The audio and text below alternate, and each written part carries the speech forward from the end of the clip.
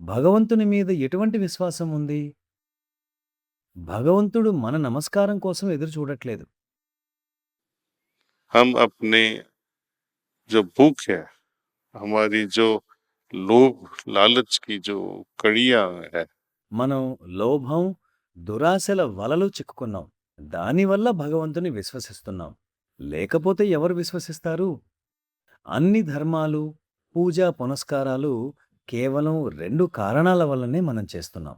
హృదయంపై చేయి పెట్టి, ఈ పూజలు నేను ఎందుకు చేస్తున్నాను అని మిమ్మల్ని మీరు ప్రశ్నించుకోండి.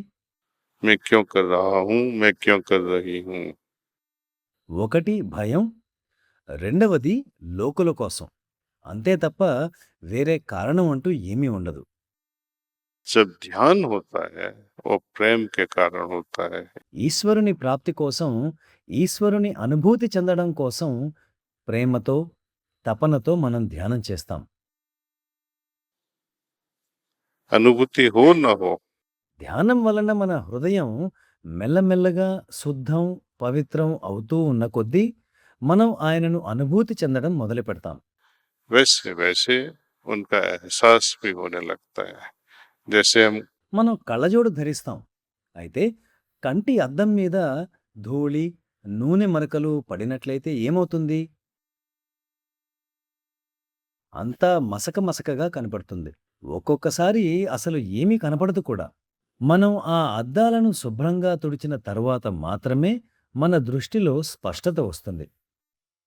మనం ఎంత బాగా అద్దాలను తుడిస్తే మన దృష్టి కూడా అంత స్పష్టంగా మారుతుంది. హృదయంలో పవిత్రత పెరుగుతూ ఉన్న కొద్దీ, మనలోని అహంకార ధోరణులు తగ్గిపోతూ ఉన్న కొద్దీ, భగవంతుని అనుభూతి చెందడంలో మన దృష్టిలో స్పష్టత ఏర్పడుతుంది. ఇది కేవలం ధ్యానం వలనే సాధ్యపడుతుంది. జీవితాంతం ఎన్ని పూజలు చేసినప్పటికీ పరివర్తన అనేది మనలో సాధ్యం కాదు. जिसके बारे में हम बात करते हैं, ट्रांसफॉर्मेशन, हम ईश्वरमयी होना चाहते हैं। ఈశ్వరమయం అవ్వాలి అనుకుంటే మనం పరివర్తన చెందవలసిందే.